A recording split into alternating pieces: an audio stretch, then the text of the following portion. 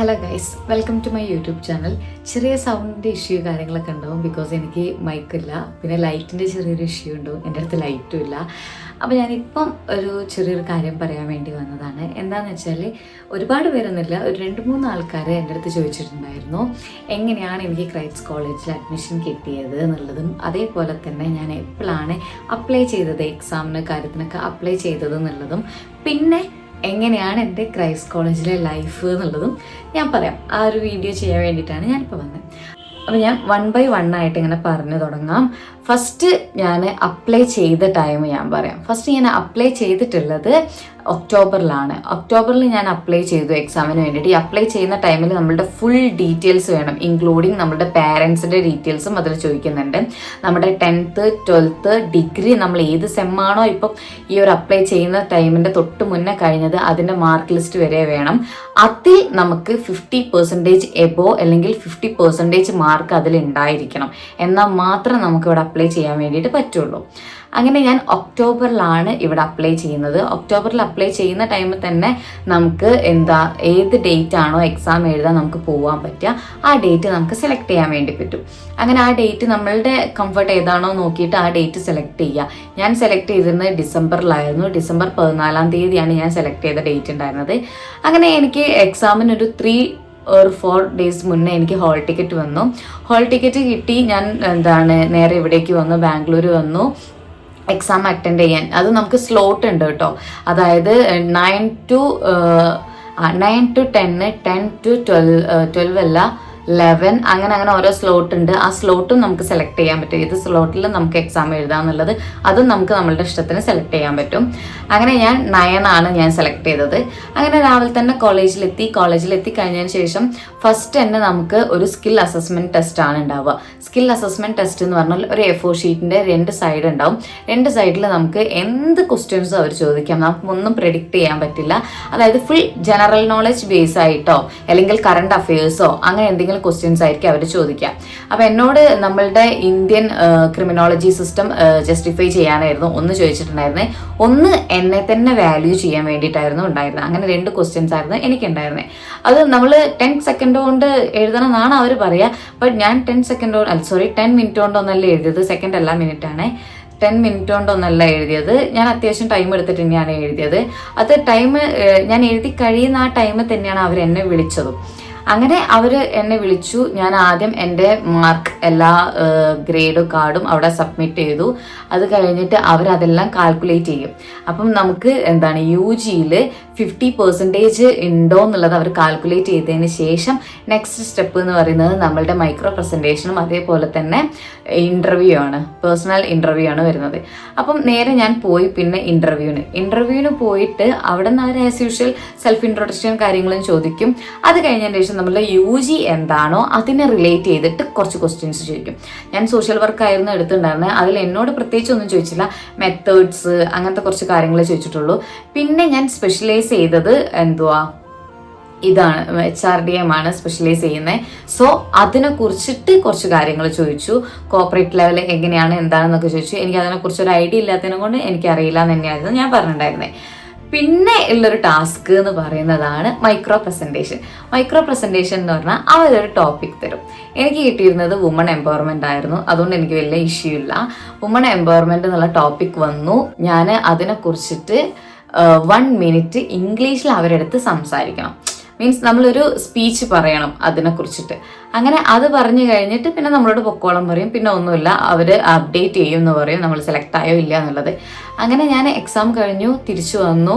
14 തീയതി എക്സാം എഴുതി, 18 തീയതി എനിക്ക് റിസൾട്ട് വന്നു. ഞാൻ സെലക്ട് ആയി എന്ന് പറഞ്ഞിട്ട് അങ്ങനെ സെലക്ട് ആയി എന്ന് പറഞ്ഞ് മെയിൽ വന്നു കഴിഞ്ഞതിന് ശേഷം പിന്നെ നമുക്ക് ചെയ്യാനുള്ളത് അവിടെ ഫീ പേ ചെയ്യുക എന്നുള്ളതാണ്. അതും ഇത്ര ഡേറ്റ് അവർ തന്നിട്ടുണ്ടാവും. ഈ ഒരു ഡേറ്റിനുള്ളിൽ നമ്മൾ ഫീ പേ ചെയ്യണം. അപ്പം ഞാൻ പിന്നെ ഫീ പേ ചെയ്യാൻ വേണ്ടിയിട്ട് എഡ്യൂക്കേഷൻ ലോൺ നോക്കിയപ്പോൾ നമുക്ക് കോളേജിൽ നിന്നൊരു പേപ്പർ വാങ്ങിക്കാനുണ്ട്. അത് വാങ്ങിച്ച് ബാങ്കിൽ സബ്മിറ്റ് ചെയ്താൽ മാത്രമേ നമുക്ക് ലോൺ കിട്ടുള്ളൂ. അപ്പം ആ ഒരു ടൈമിൻ്റെ ഉള്ളിൽ ഫീ പേ ചെയ്യുക, അത്രയും എമൗണ്ട് പേ ചെയ്യുക എന്ന് പറയുന്നത് എന്നെക്കൊണ്ട് കുറച്ച് ബുദ്ധിമുട്ടായിട്ടുള്ളൊരു കാര്യമായിരുന്നു. എന്നാലും ആ ഒരു ടൈം ആയപ്പോഴത്തേക്കും എങ്ങനെയൊക്കെയോ ക്യാഷ് കാര്യങ്ങളൊക്കെ റെഡിയാക്കി. അതായത് ഫസ്റ്റ് ഇയറിൻ്റെ എമൗണ്ട് കംപ്ലീറ്റ് നമ്മൾ പേ ചെയ്യാം. എനിക്ക് ഉണ്ടായിരുന്നത് ഫസ്റ്റ് ഇയറിൻ്റെ എമൗണ്ട് പ്ലസ് രജിസ്ട്രേഷൻ ക്യാഷ് വരുന്നത് 1,48,000 ആണ്. 1,48,000 ഞാൻ അവിടെ പേ ചെയ്തു. അതായത് നമ്മൾ ഇവിടുന്ന് ഓൺലൈനായിട്ട് അത് പേ ചെയ്താൽ മതി. അത് പേ ചെയ്തതിന് ശേഷം വീണ്ടും നമുക്കൊരു പോർട്ടൽ ഓൺ ആയിട്ടുണ്ടാവും. ആ പോർട്ടലിൽ കയറിക്കാണ്ട് നമുക്കിനി എപ്പം അവിടെ ചെല്ലാൻ പറ്റും എന്നുള്ളത് നമ്മൾ കാണിക്കണം. അതായത് ഈ എക്സാം എഴുതാൻ നമ്മൾ എന്തൊക്കെ പ്രൊസീജിയർ ആണോ ചെയ്തത് അതേപോലെ തന്നെ നമ്മൾ ഫീ പേ ചെയ്തതിനെ കുറിച്ചിട്ട് അതിൽ കാണിക്കുക.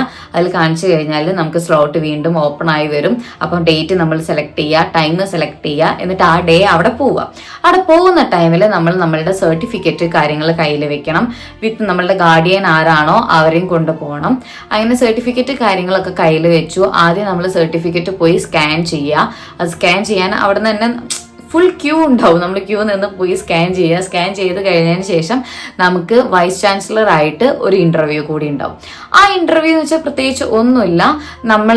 വീണ്ടും നമ്മൾ സെൽഫ് ഇൻട്രൊഡക്ഷൻ പറയുക. അത് കഴിഞ്ഞതിന് ശേഷം നമ്മൾ ഹോസ്റ്റലിലാണോ നിൽക്കുന്നതെന്ന് ചോദിക്കും. അതൊക്കെ തന്നെ, വേറെ പ്രത്യേകിച്ച് ഒന്നുമില്ല. വീട്ടിൽ ആരൊക്കെ ഉണ്ട്, നാട്ടിൽ എവിടെയാണ്, അങ്ങനത്തെ കാര്യങ്ങളൊക്കെ എന്നോട് ചോദിച്ചിട്ടുള്ളൂ. വേറെ പ്രത്യേകിച്ചൊന്നും എന്നോട് ചോദിച്ചിട്ടില്ല. ഇനി വേറെ എന്തെങ്കിലും ചോദിക്കുമോ എന്നുള്ളത് എനിക്കറിയില്ല. ബട്ട് അങ്ങനെ ഒരുപാട് നേരമൊന്നും നമ്മളെ അങ്ങനെ ശ്വാസം പൊട്ടിച്ച് അവിടെ നിർത്തൂല. പെട്ടെന്ന് ഇക്കാര്യങ്ങളൊക്കെ പറഞ്ഞ് നമുക്ക് അവിടെ നിന്ന് ഇറങ്ങാൻ പറ്റും. അത് ഇറങ്ങി കഴിഞ്ഞിട്ട് പിന്നെ എനിക്ക് അവിടുന്ന് എഡ്യൂക്കേഷൻ ലോണിനുള്ള ഒരു പേപ്പർ വാങ്ങിക്കാനുണ്ടായിരുന്നു. അത് ഞാൻ വാങ്ങി. പിന്നെ അവരോട് ചോദിച്ചു എപ്പോഴാണ് ഇനി നെക്സ്റ്റ് വരേണ്ടതെന്ന് ചോദിച്ചപ്പോൾ അവർ പറഞ്ഞു അവർ മെയിൽ ചെയ്യാമെന്ന് പറഞ്ഞു. പിന്നെ എനിക്ക് ക്ലാസ് സ്റ്റാർട്ട് ചെയ്തത് ജൂണിലായിരുന്നു. ജൂൺ 11 എനിക്ക് ക്ലാസ് സ്റ്റാർട്ട് ചെയ്തിട്ടുണ്ടായിരുന്നത്. ക്ലാസ് സ്റ്റാർട്ട് ചെയ്യുന്നതിൻ്റെ ഒരു 2-3 ദിവസം, ഏകദേശം ഒരു 3-4 ദിവസം മുന്നേ ഞാൻ ഇവിടേക്ക് വന്നു. ഇവിടെ വന്നു കഴിഞ്ഞതിന് ശേഷം ഫസ്റ്റ് ഞാൻ ചെയ്തത് എന്താണെന്ന് വെച്ചാൽ എനിക്കൊരു നല്ലൊരു പി ജി കണ്ടുപിടിക്കുക എന്നുള്ളതായിരുന്നു ഫസ്റ്റത്തെ ഒരു ടാസ്ക്. അത് ഞാൻ നോക്കി നോക്കി കഴിഞ്ഞപ്പം ഒരുവിധ പി ജി ഒക്കെ അത്യാവശ്യം നല്ല എക്സ്പെൻസീവാണ്. അതായത് ഒരു റൂം മാത്രമായിട്ട് നമുക്ക് കിട്ടുകയാണെന്നുണ്ടെങ്കിൽ 19 രൂപ വരെ നമ്മളിവിടെ പേ ചെയ്യണം. 2 ഷെയർ ആണെന്നുണ്ടെങ്കിൽ 15, 16 ആ ഒരു റേഞ്ചിൽ വേണം. 3 ഷെയർ ആണെന്നുണ്ടെങ്കിൽ 10. ഇങ്ങനെയാണ് ഞാൻ ഫസ്റ്റ് പോയപ്പം ആ പി ജി എന്ന് പറഞ്ഞിട്ടുണ്ടായിരുന്നത്. അപ്പം ഡെയിലി മീൻസ് എല്ലാ മന്തും നമ്മളിങ്ങനെ ഇതേ എമൗണ്ട് പേ ചെയ്യുക എന്ന് പറയുന്നത് എന്നെ സംബന്ധിച്ച് എനിക്ക് അഫോർഡബിൾ ആയിട്ടുള്ള കാര്യമില്ല. അപ്പം ഞാൻ അതിലും കുറവുള്ള പി ജി നോക്കി. ഇവിടെയാണെന്നുണ്ടെങ്കിൽ ക്രൈസ്റ്റിൻ്റെ ചുറ്റുവട്ടം ഒരുപാട് പി ജി ഉണ്ട്. ഒരുപാട് പി ജി എന്ന് വെച്ചാൽ ഫുൾ പി ജിയാണ്. പി ജിനോട് നമുക്ക് തട്ടി നടക്കാൻ പറ്റില്ല എന്ന് പറയില്ല, അങ്ങനെയാണ്. ബട്ട് അതിന്ന് നല്ലൊരു പി ജി കിട്ടുക എന്ന് പറയുന്നത് നമ്മളുടെ ലക്ക്. അത്രേ എനിക്ക് പറയാനുള്ളൂ. ഒന്നുകിൽ നമുക്ക് ഇവിടെ അറിയുന്ന ആരെങ്കിലും വേണം. അതായത് ഈ പി ജി നല്ലതാണ്, നമുക്ക് ഈ പി ജി പോയാൽ മതി എന്നൊക്കെ അങ്ങനെ പറഞ്ഞ് തരാൻ അറിയുന്ന ആരെങ്കിലും ഉണ്ടെന്നുണ്ടെങ്കിൽ നമുക്ക് നല്ലതാണ്. അല്ലെങ്കിൽ എന്നെ പോലെ പി ജി പോയിട്ട് പണി കിട്ടും. ഞാൻ സെലക്ട് ചെയ്തിരുന്ന പി ജി എന്ന് പറയുന്നത് തെലുങ്കൻസിൻ്റെ പി ജി ആയിരുന്നു. ബട്ട് അവിടെ റേറ്റ് കുറവാണ്. 3 ഷെയർ ആണ് ഞാൻ എടുത്തത്. അത്യാവശ്യം സ്പേഷ്യസ് ആയിട്ടുള്ള റൂമാണ്. നമുക്ക് വാർഡ്രോബ് കാര്യങ്ങളെല്ലാം അവർ തരുന്നുണ്ട്. ടേബിൾ ഉണ്ട്, ബെഡ് ഉണ്ട്, എല്ലാം ഉണ്ട്. ഹോട്ട് വാട്ടർ, വൈഫൈ എല്ലാം അതിലുണ്ട്. പക്ഷെ അവരുടെ ഫുഡ് എനിക്ക് തീരെ പറ്റിയിട്ടില്ല. അതുകൊണ്ട് തന്നെ എനിക്ക് ഫുഡ് പോയ്സൺ കാര്യങ്ങൾ ഒരു 1 മന്തോളം എനിക്ക് അത്യാവശ്യം നല്ല രീതിയിൽ കഷ്ടപ്പെടേണ്ടി വന്ന് അവിടുത്തെ ഫുഡ് പോയ്സണും കാര്യങ്ങളൊക്കെ വന്നിട്ട്. പിന്നെ അവിടുത്തെ പി ജിയിൽ ഒരു പി ജിൻ്റെ ഒരു പ്രത്യേകത എന്താണെന്ന് വെച്ചാൽ 3 പേരും ഒരു റൂമിലാണെന്നുണ്ടെങ്കിലും 3 പേർക്കും 3 റേറ്റ് ആയിരുന്നു. കാരണം എൻ്റെ റൂമിലിരിക്കുന്ന ഒരാൾക്ക് 7,000, ഒരാൾക്ക് 7,500, എനിക്ക് 8,000. 3 ഷെയറിൽ നിൽക്കുന്ന 3 പേർക്കും 3 റേറ്റാണ് അവരവിടെ പേ ചെയ്തത്. അങ്ങനെ നമ്മൾ പറ്റിക്കപ്പെടാനും ചാൻസസ് കുറേ ഇവിടെ ഉണ്ട്. അങ്ങനെ ഞാൻ ആ പി ജിയിൽ കുറച്ചധികം കാലം നിന്നു. പക്ഷെ എനിക്ക് അവിടുത്തെ ഫുഡ് പറ്റുന്നില്ല, വയറിന് നല്ല പ്രശ്നം വന്നു. പിന്നെ കുറച്ചങ്ങ് കഴിഞ്ഞപ്പോൾ, അതായത് കഴിഞ്ഞ മന്ത് ജൂലൈയിൽ എനിക്ക് ഭയങ്കര സീവിയർ ആയിട്ട് ഫുഡ് പോയ്സൺ, അതായത് ഒന്നും കഴിക്കാൻ പറ്റാത്ത അവസ്ഥ വന്നു, വെള്ളം പോലും കുടിക്കാൻ പറ്റാത്ത അവസ്ഥ വന്നു. അതായത് ഇവിടെ വന്നാൽ ഫുഡ് പോയ്സൺ ഉണ്ടാവും എന്നുള്ളത് നമുക്ക് എല്ലാവർക്കും അറിയാം. ഈവൻ ടീച്ചേഴ്സ് വരെ നമ്മളെ അടുത്ത് പറയും. അവർ എപ്പോഴും പറയും നിങ്ങളുടെ ഹെൽത്ത് എപ്പോഴും കെയർ ചെയ്യണം എന്നാണ് അവിടുന്ന് അവരെപ്പോഴും പറയാം. പക്ഷെ നമുക്ക് പി ജിന്ന് ഇങ്ങനെ ഒരു ഇത് വരും നമ്മൾ ഒരിക്കലും എക്സ്പെക്ട് ചെയ്യുന്നില്ലല്ലോ. എന്താണെന്നറിയില്ല, അവരുടെ ഫുഡ് എനിക്ക് തീരെ പറ്റുന്നില്ലായിരുന്നു. അങ്ങനെ ഞാൻ ഇവിടെ ഒരുപാട് ഹോസ്പിറ്റലിൽ കാണിച്ചു. രണ്ടാമത്തെ കാര്യം, ഇവിടുത്തെ ഹോസ്പിറ്റൽ ഭയങ്കര എക്സ്പെൻസീവാണ്. പിന്നെ നമുക്ക് നല്ലൊരു ട്രീറ്റ്മെൻറ്റ് ഇവിടെ നിന്ന് കിട്ടില്ല. ട്രീറ്റ്മെൻറ്റ് എനിക്കിതുവരെ കിട്ടിയിട്ടില്ല. ഇനി നല്ല ഹോസ്പിറ്റൽ ഉണ്ടോയെന്ന് അറിയില്ല. ഞാനിവിടെ പോയ ഹോസ്പിറ്റലിലൊന്നും എനിക്ക് അത്യാവശ്യം നല്ല ട്രീറ്റ്മെൻ്റ് അല്ല കിട്ടിയത്. അതുകൊണ്ട് തന്നെയാണ് എൻ്റെ ഈ ഒരു ഫുഡ് പോയ്സൺ ഈ ഒരു ഇത് ഭയങ്കര വേഴ്സ് കണ്ടീഷനിലേക്ക് പോകാനുള്ള കാരണം ഉണ്ടായത്. അപ്പോൾ മാക്സിമം ഇവിടെ വരുന്നവർ നമ്മളുടെ ഹെൽത്തിന് ഏറ്റവും കൂടുതൽ ഇമ്പോർട്ടൻസ് കൊടുക്കുക. ഹെൽത്തിന് ഇമ്പോർട്ടൻസ് കൊടുത്തിട്ടുണ്ടെന്നുണ്ടെങ്കിൽ നമുക്ക് ക്രൈസ്റ്റിലും പൈസ കൊടുക്കാതെ ജീവിക്കാൻ പറ്റും. കാരണം ഞാൻ എൻ്റെ ഹെൽത്തിന് വലിയ ഇമ്പോർട്ടൻസ് കൊടുത്തില്ല, കുഴപ്പമില്ല എന്ന് കരുതി ഒരു 1 മന്തോളം ഞാൻ ഈ ഒരു ലൂസ് മോഷനും വൊമിറ്റിങ്ങും ആയിട്ട് മുന്നോട്ട് പോയി. പിന്നെ പെട്ടെന്ന് എനിക്ക് തീരെ വയ്യാതെ ഒരു വെള്ളം പോലും എടുക്കാൻ പറ്റാത്ത സിറ്റുവേഷൻ വന്നു. കോളേജിൽ എനിക്ക് പോകാനേ പറ്റാത്ത സിറ്റുവേഷൻ വന്നു. ഞാൻ ലീവായി, ഒരു 1 വീക്കോളം ഞാൻ ലീവായി. നാട്ടിൽ ഞാൻ വന്നതിന് ശേഷമാണ് എനിക്ക് എൻ്റെ വയറൊന്നും ഓക്കെ ആയിട്ടുള്ളത്. നാട്ടിൽ ഞാൻ വന്നു, ഡോക്ടറെ കാണിച്ചു. അപ്പം ഞാൻ ഇത്രയും ദിവസം ഞാൻ ക്ലാസ്സിന് പോയില്ല. എൻ്റെ അറ്റൻഡൻസ് അവിടെ നേരെ താഴേക്ക് വന്നു. ഈ ഓഗസ്റ്റിൽ എനിക്ക് മിഡ് സെം എക്സാം ആയിരുന്നു. അപ്പം ഇവിടുത്തെ ഒരു പ്രത്യേകത എന്ന് പറഞ്ഞിട്ടുണ്ടെങ്കിൽ ഇൻറ്റേർണൽ എക്സാമിന് ഈച്ച് സബ്ജക്റ്റ് നമുക്ക് 75% അറ്റൻഡൻസ് വേണം. എനിക്ക് 2 സബ്ജക്റ്റിൽ 75% അറ്റൻഡൻസ് വന്നില്ല. സോ എനിക്ക് ആ 2 എക്സാം എഴുതാൻ പറ്റിയില്ല. ഇനി ഞാൻ ആ എക്സാം എഴുതണമെന്നുണ്ടെങ്കിൽ ഞാൻ എക്സ്ട്രാ ക്യാഷ് പേ ചെയ്തിട്ട് വേണം ആ എക്സാം എഴുതാൻ. അപ്പം ക്രൈസ്റ്റിൽ അറ്റൻഡൻസ് ഒരു വലിയൊരു ഫാക്ടറായിട്ടുള്ള കാര്യമാണ്. അറ്റൻഡൻസ് ഇല്ല എന്നുണ്ടെങ്കിൽ നമ്മൾ ക്യാഷ് പേ ചെയ്തുകൊണ്ടിരിക്കണം, അല്ലെങ്കിൽ അവർ നമ്മളുടെ സെമ്മൗട്ടാക്കും. നമുക്ക് ഒരു കൺസിഡറേഷനും ഇവിടെ ഇല്ല. ടീച്ചേഴ്സിൻ്റെ കയ്യിലല്ല ഒരു കാര്യം എടുക്കുന്നത്. നോർമൽ ആപ്പ് വഴിയാണ് അവർ അറ്റൻഡൻസ് എടുക്കുന്നുണ്ടെങ്കിലും വൺസ് ആ ആപ്പ് ക്ലോസ് ചെയ്ത് കഴിഞ്ഞിട്ടുണ്ടെന്നുണ്ടെങ്കിൽ പിന്നെ നമുക്കത് ഓപ്പൺ ആക്കാൻ പറ്റില്ല. അതുകൊണ്ട് തന്നെ ടീച്ചേഴ്സിന് ഒന്നും ചെയ്യാൻ പറ്റില്ല. നമ്മൾ ഇൻ കേസ് ഇവിടുന്ന് ലീവ് എടുത്തിട്ടുണ്ട് എന്നുണ്ടെങ്കിൽ തന്നെ നമ്മളുടെ മെഡിക്കൽ സർട്ടിഫിക്കറ്റ് വിത്ത് ബില്ലാണ് ഇമ്പോർട്ടൻ്റ് ആയിട്ടുള്ള കാര്യം. എൻ്റെ കയ്യിൽ ബില്ലില്ലാത്തതിനെ കൊണ്ട് എനിക്ക് എൻ്റെ മെഡിക്കൽ സർട്ടിഫിക്കറ്റ് അവിടെ സബ്മിറ്റ് ചെയ്തിട്ടും കാര്യമില്ല. കാരണം ഞാൻ അങ്ങനെ ബില്ല് സൂക്ഷിക്കുന്ന ഒരാളല്ല. ഇവിടെ ബില്ല് വേണം എന്നുള്ളത് അവർ പറഞ്ഞതായിട്ട് എൻ്റെ ഓർമ്മയിലും ഇല്ലായിരുന്നു. സോ ഞാൻ മെഡിക്കൽ സർട്ടിഫിക്കറ്റ് സബ്മിറ്റ് ചെയ്യാൻ വേണ്ടി പോയപ്പോൾ അവിടെ നിന്ന് എന്നോട് ബില്ല് ചോദിച്ചു. ബില്ലില്ലാത്തതിനെ കൊണ്ട് എനിക്ക് ഇനി ആ മാർക്കും കിട്ടില്ല. അപ്പോൾ ഇനി കണ്ടിന്യൂസ് ലീവ് എടുക്കാതെ കോളേജിൽ പോകുക എന്നുള്ളത് എനിക്ക് വേറൊരു ഓപ്ഷൻ ഇല്ല. അതാണ് ക്രൈസ്റ്റിൻ്റെ പ്രത്യേകത. Attendance first. നമുക്ക് വേറെ എന്തില്ല എന്നുണ്ടെങ്കിലും അറ്റൻഡൻസും പിന്നെ ഈ CAA തരുന്ന ടൈമിൽ നമ്മൾ കറക്റ്റായിട്ട് അത് അപ്ലോഡ് ചെയ്യുക. കറക്റ്റ് ഡേറ്റിന് അത് അപ്ലോഡ് ചെയ്യുക. ഡ്യൂ ഡേറ്റിന് ഒരു 2 days മുന്നെയെങ്കിലും നമ്മളത് അപ്ലോഡ് ചെയ്യാൻ ശ്രമിച്ചാൽ അത്രയും നല്ലതെന്ന് ആണ് എല്ലാവരും പറഞ്ഞത്. ഞാൻ ഡ്യൂ ഡേറ്റിനാണ് ഇതുവരെ അപ്ലോഡ് ചെയ്തിട്ടുള്ളത്. എനിക്കറിയില്ല, അതായത് എനിക്ക് അങ്ങനെ ഡ്യൂ ഡേറ്റിന് അപ്ലോഡ് ചെയ്തിട്ട് മാർക്ക് കുറവൊന്നായിട്ട് എനിക്ക് കണ്ടിട്ടില്ല. ഇപ്പം എനിക്ക് 1ന്റെ മാർക്കേ വന്നിട്ടുള്ളൂ. അതിൽ അത്യാവശ്യം മാർക്കും കാര്യങ്ങളൊക്കെ ഉണ്ട്. ബട്ട് ഇനി ബാക്കി ഒരുപാട് വരാനുണ്ട്. അതിൻ്റെ അവസ്ഥ എങ്ങനെയാണെന്നുള്ളത് അറിയില്ല. അത് കഴിഞ്ഞതിന് ശേഷം പിന്നെ ഇവിടെ ലീവ് എടുത്ത് കഴിഞ്ഞിട്ടുണ്ടെന്നുണ്ടെങ്കിൽ ബ്ലൂ ഫോമും യെല്ലോ ഫോമും ഉണ്ട്. ബ്ലൂ ഫോം നമ്മൾ മെഡിക്കൽ റിലേറ്റഡ് ലീവാണ് എടുത്തതെന്നുണ്ടെങ്കിൽ ബ്ലൂ ഫോം നമുക്ക് സബ്മിറ്റ് ചെയ്യാം വിത്ത് നമ്മളുടെ ഡോക്ടറെ കാണിച്ചിട്ടുള്ള ഷീറ്റ്, മെഡിക്കൽ സർട്ടിഫിക്കറ്റ്, ബില്ല്, അങ്ങനെ എന്തെങ്കിലും കാര്യങ്ങൾ. യെല്ലോ ഫോം എന്ന് പറഞ്ഞിട്ടുണ്ടെങ്കിൽ അക്കാഡമിക് പരമായിട്ട് നമ്മളിപ്പോൾ പല കാര്യങ്ങളിൽ വളണ്ടിയറൊക്കെ ആയിട്ട് പോയിട്ടുണ്ടാവും. അപ്പോൾ വളണ്ടിയർ ആയിട്ട് പോകുന്ന ടൈമിൽ നമുക്ക് അറ്റൻഡൻസ് ഇവിടെ കിട്ടില്ല.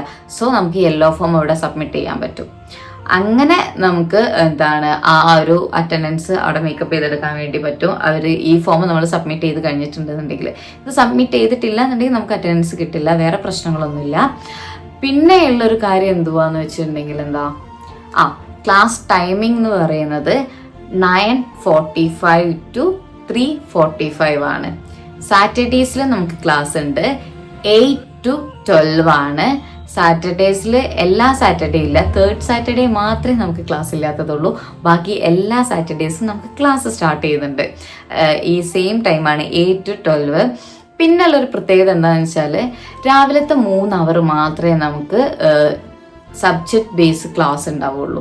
ഉച്ചയ്ക്ക് ശേഷം നമുക്ക് എലക്റ്റീവ്സും അതേപോലെ തന്നെ എന്തെങ്കിലും ആക്ടിവിറ്റി സംഭവങ്ങൾ അങ്ങനത്തെ എന്തെങ്കിലും കാര്യങ്ങളൊക്കെ ആയിരിക്കും ഉണ്ടാവുക.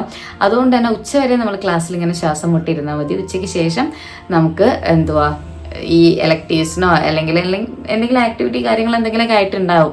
അതുകൊണ്ട് ഉച്ചയ്ക്ക് ശേഷം നമുക്ക് ചില്ലായിരിക്കും ക്ലാസ്സിലിരിക്കാൻ വേണ്ടിയിട്ട്. പിന്നെ മെൻറ്ററിങ് അവർ ഉണ്ട്. മെൻറ്ററിങ് അവർ മാമിനെ കണ്ട് സംസാരിച്ച് നമുക്ക് പോവാം. ആ ഡേ തന്നെ ആയിരിക്കും നമുക്ക് ഫീൽഡ് വർക്കിൻ്റെ ഒരു അവർ ഉണ്ടാവുക. ഫീൽഡ് വർക്കിൻ്റെ അവർ നമുക്ക് പ്രത്യേകിച്ച് ഒന്നും ചെയ്യാണ്ടാവില്ല, നമുക്ക് പോവാം. അപ്പോൾ ചില ദിവസങ്ങളിൽ നമുക്ക് നേരത്തെ ക്ലാസ് കഴിഞ്ഞിറങ്ങാം, ചില ദിവസങ്ങളിൽ ചിലപ്പോൾ നേരം വൈകിട്ടായിരിക്കും ഇറങ്ങാൻ പറ്റുക. അങ്ങനത്തെ ഓരോ കാര്യങ്ങളേ ഉള്ളൂ. പിന്നെ സാറ്റർഡേ എന്ന് പറയുമ്പോൾ 8 o'clock സ്റ്റാർട്ട് ചെയ്തിട്ടുണ്ടെന്നുണ്ടെങ്കിൽ ചിലപ്പോൾ നമുക്ക് 10 മണി വരെ ക്ലാസ് ഉണ്ടാവുള്ളൂ, ചിലപ്പോൾ നമുക്ക് 12 മണി വരെ ഉണ്ടാവും. അങ്ങനെയൊക്കെയാണ് ബട്ട് ക്ലാസ് പരമായിട്ട് നമുക്ക് അങ്ങനെ ബുദ്ധിമുട്ടോ കാര്യങ്ങളൊന്നും ഉണ്ടാവില്ല. പിന്നെ നമ്മൾ നല്ലൊരു മനുഷ്യനാവും, നമ്മളൊരു പഞ്ച്വാലിറ്റി ഉള്ള മനുഷ്യനാവും. ഒന്നാമത്തെ നമുക്ക് അറ്റൻഡൻസ് കിട്ടണം. പിന്നെ എൻ്റെ ഫ്ലോർ വരുന്നത് 10th-ലാണ്. 10th ഫ്ലോറിൽ വരണമെന്നുണ്ടെങ്കിൽ ലിഫ്റ്റ് കയറി പോകണം. സ്റ്റെയർ കയറുക എന്നൊക്കെ പറഞ്ഞാൽ ഭയങ്കര ബുദ്ധിമുട്ടായിട്ടുള്ള കാര്യമാണ്. ഞാൻ സ്റ്റെയർ കയറിയിട്ടുണ്ട്, ഒരുപാട് വട്ടം ഞാൻ കയറിയിട്ടുണ്ട്. കാരണം ലിഫ്റ്റിൽ ലൈൻ നിൽക്കുക, ഫ്രണ്ടിലേക്ക് വരെ എത്തും. അതായത് ഫ്രണ്ടിൽ കയറുന്ന സ്റ്റെപ്പിൻ്റെ അവിടെ വരെ ലൈൻ നിൽക്കും. അപ്പം നമ്മൾ ആ ലൈൻ അവിടെ വെയിറ്റ് ചെയ്ത് കയറി മേലെ എത്തുമ്പോഴത്തേക്ക് നമുക്കിവിടെ അറ്റൻഡൻസ് പോകും. ആ ടൈമിൽ നമ്മൾ മെല്ലെ മെല്ലെ മെല്ലെ സ്റ്റെയർ കയറി പോവുകയാണെങ്കിൽ നമുക്ക് അറ്റൻഡൻസ് കിട്ടും. അങ്ങനെ ഒരുപാട് വട്ടം ഞാൻ സ്റ്റെയറും കയറിയിട്ടുണ്ട്. അപ്പം നമ്മൾ എന്ത് ചെയ്യും, സ്റ്റെയർ കയറാതിരിക്കാൻ വേണ്ടിയിട്ട് കുറച്ച് നേരത്തെ കോളേജിൽ വരും ലിഫ്റ്റ് കയറാൻ വേണ്ടിയിട്ട്. ലിഫ്റ്റിന് നമ്മൾ കുറച്ചധികം നേരം വരി നിന്നതിന് ശേഷം നമുക്ക് മേലെ എത്താൻ പറ്റുള്ളൂ.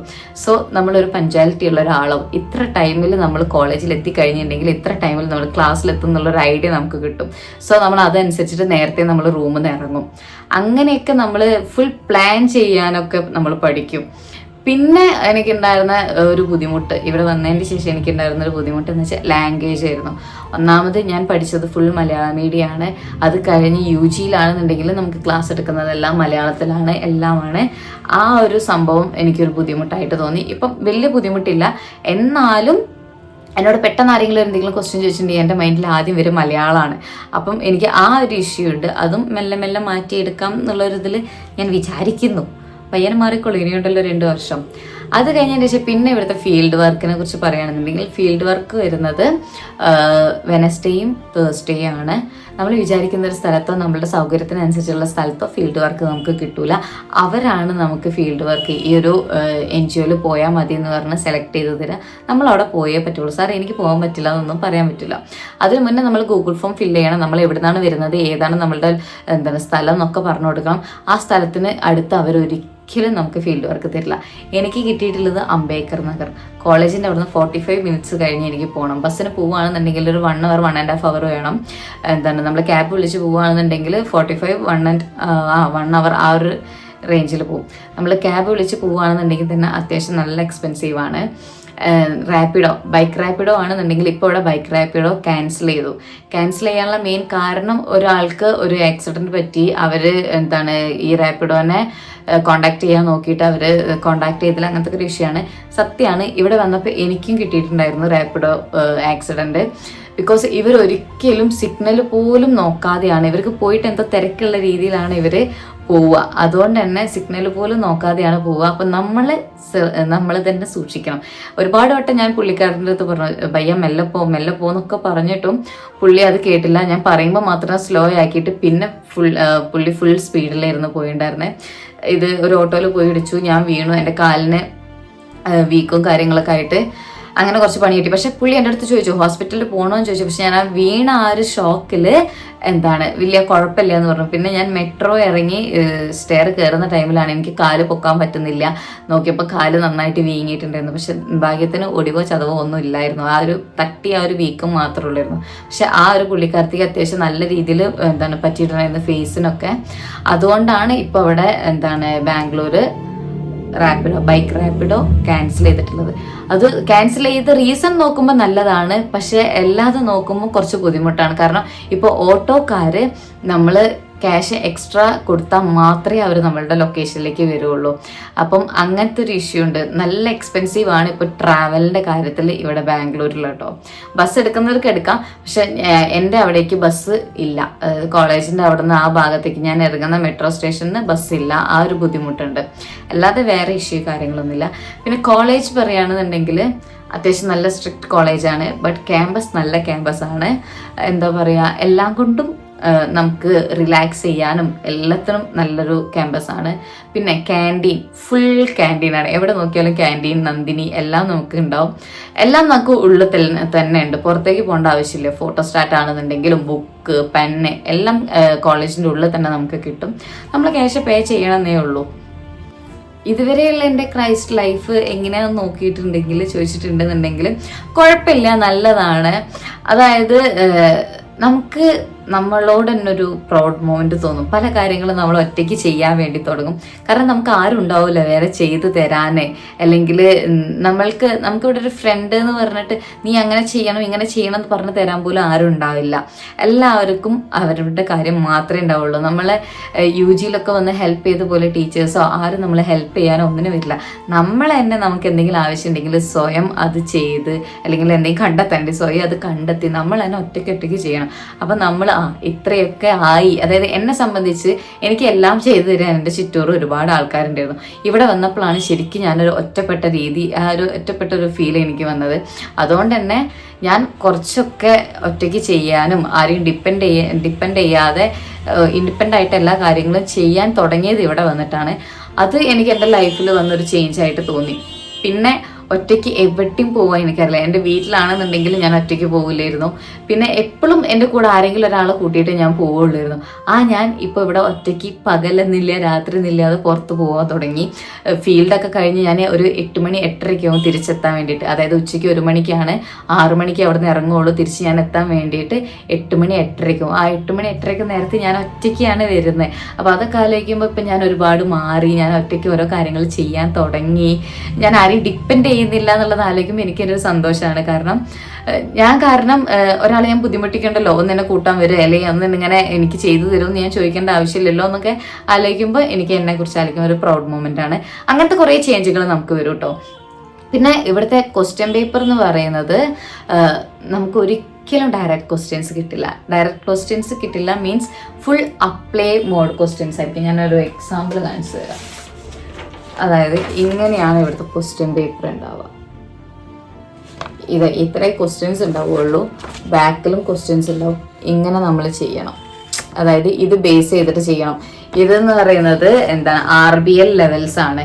അതായത് ലെവൽ 1 എന്ന് പറഞ്ഞ റിമെമ്പറിങ്. അപ്പോൾ ഇവിടെ കാണിക്കും നമുക്ക് ക്വസ്റ്റ്യനിൽ നമ്മൾ എങ്ങനെയാണ് ചെയ്യേണ്ടത്. അപ്പോൾ ഇവിടെ ഫസ്റ്റ് ക്വസ്റ്റ്യനിൽ L3 എന്ന് പറഞ്ഞിട്ടുണ്ടെന്നുണ്ടെങ്കിൽ അപ്ലൈയിങ്.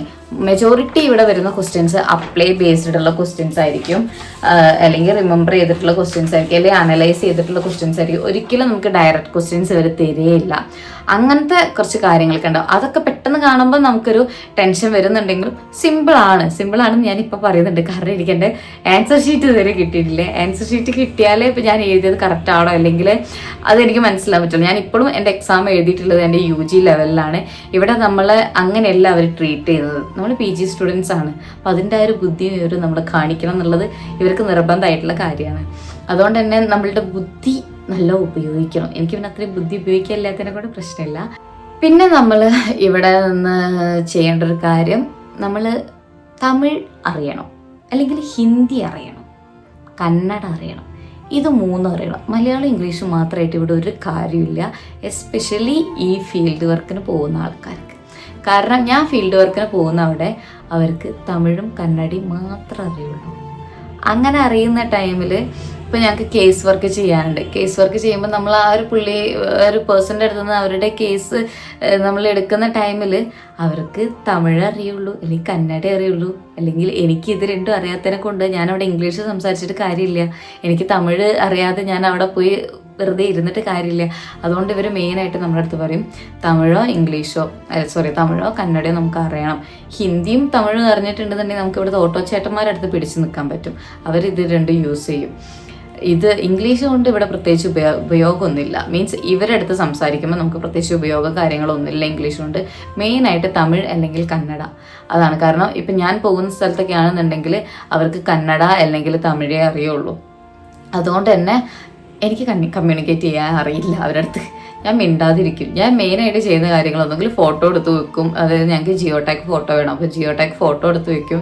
ഇങ്ങനത്തെ കാര്യങ്ങളൊക്കെ ഞാൻ ചെയ്യുള്ളൂ. കാരണം എനിക്ക് തമിഴ് അറിയില്ല, കന്നഡ അറിയില്ല. എൻ്റെ കൂടെ ഉള്ളവർക്ക് തമിഴും ഹിന്ദിയും അറിയുന്ന ഒരാളുണ്ട്. എനിക്കും ആര്യനും ഇത് രണ്ടും അറിയില്ല. ഞാൻ ഹിന്ദി അറിയാൻ തോന്നുന്നു, തമിഴ് അറിയില്ല, കന്നഡ അറിയില്ല.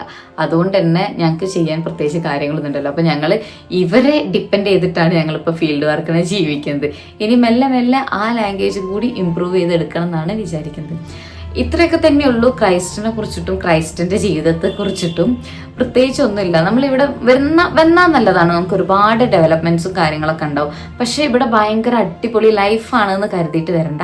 അത്യാവശ്യം നല്ല രീതിയിൽ കഷ്ടപ്പെടാനുണ്ട്, നല്ല രീതിയിൽ കഷ്ടപ്പെടാനുണ്ട്. കാരണം ഞങ്ങൾക്കിപ്പം ഫസ്റ്റ് ഒരു CAA, അതായത് ഞാൻ പറഞ്ഞല്ലോ CAA എന്ന് പറഞ്ഞിട്ടുണ്ടെന്നുണ്ടെങ്കിൽ നമുക്ക് നോർമൽ ഈ സെമിനാർ കാര്യങ്ങളൊക്കെ തരുന്ന പോലെ തന്നെ അവരൊരു ടോപ്പിക് തരും. നമ്മൾ അതിനെ കുറിച്ചിട്ട് സെമിനാർ കാര്യങ്ങൾ എഴുതിയിട്ട് ഗൂഗിൾ ക്ലാസ് റൂമിൽ അപ്ലോഡ് ചെയ്യണം. രണ്ടാമത്തെ കാര്യം, ചില ടീച്ചേഴ്സ് ഇത് നമുക്ക് ഗൂഗിൾ ക്ലാസ് റൂമിൽ അപ്ലോഡ് ചെയ്യാനായിരിക്കില്ല തരിക. നമുക്കത് തരുന്നത് ക്ലാസ് റൂമിൽ റിട്ടേൺ ടെസ്റ്റ് ആയിട്ടായിരിക്കും. അങ്ങനെ നമ്മൾ എഴുതണം. അതൊരു CAA.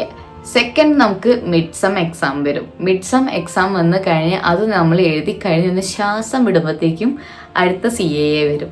അത് കഴിഞ്ഞ് കഴിഞ്ഞാൽ ഇനിയിപ്പോൾ ഒക്ടോബറിൽ എൻഡ് എക്സാം ആണ്. ഇത് നമുക്ക് ഒരു ഗ്യാപ്പ് ഇല്ലാതെ ഇങ്ങനെ എക്സാം വരും. അതിൻ്റെ ഇടയിൽ നമ്മൾ ഫീൽഡിന് പോകണം. ഫീൽഡിന് പോയി കഴിഞ്ഞിട്ടുണ്ടെങ്കിൽ അതിൻ്റെ റിപ്പോർട്ട് എഴുതണം. റിപ്പോർട്ട് നെക്സ്റ്റ് ഡേ നമ്മൾ ക്ലാസ് കൊണ്ടുപോയി സബ്മിറ്റ് ചെയ്യണം. മീൻസ് നമുക്ക് മെൻറ്റർ ഉണ്ടാവും. ഇത്ര ആൾക്കാർക്ക് ഇത്ര ഓരോ മെൻറ്ററുകളാണ്. അപ്പം ആ മെൻറ്ററിൻ്റെ അടുത്ത് സബ്മിറ്റ് ചെയ്യണം. ഈ എൻ്റെ മെൻറ്റർ ഇങ്ങനെ വാല്യൂ ചെയ്യുക, ലൈൻ ബൈ ലൈൻ ആയിട്ടാണ് വാല്യൂ ചെയ്യുക. ഇൻ കേസ് എന്തെങ്കിലും സ്പെല്ലിംഗ് മിസ്റ്റേക്ക് ഉണ്ടെന്നുണ്ടെങ്കിൽ അവിടെ റൗണ്ട് ഇട്ടിട്ട് നമ്മളെടുത്ത് അവിടെ സ്പെല്ലിംഗ് മൊത്തം ചോദിച്ചിട്ട് നമ്മളെ വിടുള്ളൂ. അങ്ങനെയാണ് എൻ്റെ മെൻറ്ററിങ്. എല്ലാവരും നല്ല രീതിയിൽ നമ്മളെ കെയർ ചെയ്യും. കാരണം അതൊക്കെ നമുക്ക് നാളെ നമ്മൾ ആ ഒരു തെറ്റ് ആവർത്തിക്കാതിരിക്കാൻ വേണ്ടിയിട്ടാണ് അവരങ്ങനെ ചെയ്യുന്നത്. അതൊക്കെ നമുക്ക് നല്ല യൂസ്ഫുൾ ആയിട്ടുള്ള കാര്യമാണ്. അവിടെ അന്നേരം നമുക്കൊരു ദേഷ്യം വരും, അല്ലെങ്കിൽ എന്തിനാ ഇവർ ഇങ്ങനെയൊക്കെ വാല്യൂ ചെയ്യുന്നത് തോന്നുന്നുണ്ടെങ്കിലും നാളെ നമ്മൾ ആ ഒരു തെറ്റ് വീണ്ടും ആവർത്തിക്കൂല. അതൊരു നല്ല കാര്യമാണ്. പക്ഷെ നമുക്കിപ്പോൾ അത് ഇഷ്ടപ്പെടില്ല എന്നുള്ളൂ. പിന്നീട് അത് നന്നാവും. അങ്ങനത്തെ കുറച്ച് കാര്യങ്ങളുണ്ട്. അല്ലാതെ വേറെ ക്രൈസ്റ്റിനെ കൊണ്ട് ഒരു പ്രശ്ന കാര്യങ്ങളൊന്നുമില്ല. പക്ഷെ എൻജോയ്മെൻറ്റിനേക്കാളും കൂടുതൽ അവർ എഡ്യൂക്കേഷന് ഇമ്പോർട്ടൻ്റ് കൊടുക്കുന്നുണ്ട്. പിന്നെ നമ്മളെ എക്സ്ട്രാ കരിക്കുലർ ആക്ടിവിറ്റീസ് കാര്യങ്ങളൊക്കെ എൻകറേജ് ചെയ്യിപ്പിക്കുന്നുണ്ട്. അങ്ങനത്തെ ഓരോ കാര്യങ്ങളുള്ളൂ. പിന്നെ ഡ്രസ്സിൻ്റെ കാര്യം, സ്ലീവ്ലെസ് പറ്റില്ല, ജീൻസ് പറ്റില്ല, കാർഗോസ് പാൻറ് കാര്യങ്ങളൊന്നും പറ്റില്ല. സ്ലീവ് ഉള്ള ഡ്രസ്സ്, അത് ഹാഫ് സ്ലീവ് ആയിരിക്കാം, എൽബോ ആയിരിക്കാം, ഫുള്ളായിരിക്കാം, എന്തും സ്ലീവ് ഉള്ളതായിരിക്കണം. ജീൻസ് ഇടാൻ പാടില്ല. വൈകുന്നേരം 4 മണിക്ക് ശേഷം ക്യാമ്പസിൽ ജീൻസ് ഇട്ട് കയറാം. അത്രയൊക്കെ തന്നെയുള്ളൂ. പിന്നെ ID കാർഡ് മസ്റ്റാണ്. നമ്മൾ ഗേറ്റ് കടന്ന് വരുന്ന ടൈമിൽ 3-4 സെക്യൂരിറ്റിമാരാണ് നിൽക്കുക നമ്മളെ വാച്ച് ചെയ്യാൻ വേണ്ടിയിട്ട്. അതായത് ഡ്രസ്സ്, ID കാർഡ് ഉണ്ടോ എല്ലാം വാച്ച് ചെയ്യാൻ വേണ്ടി. ഇൻ കേസ് നമ്മൾ എന്തെങ്കിലും ഒന്ന് മാറ്റിയിട്ട് വന്നിട്ടുണ്ടെങ്കിൽ അവർ പിടിക്കും, നമ്മൾ ID കാർഡ് വാങ്ങി വെക്കും. അങ്ങനത്തെ കുറച്ച് കാര്യങ്ങളുണ്ട്. പിന്നെ ഫൈൻ ഉണ്ടാവും കേട്ടോ, എല്ലാ കാര്യത്തിനും അവിടെ ഫൈന് കാര്യങ്ങളൊക്കെ ഉണ്ട്.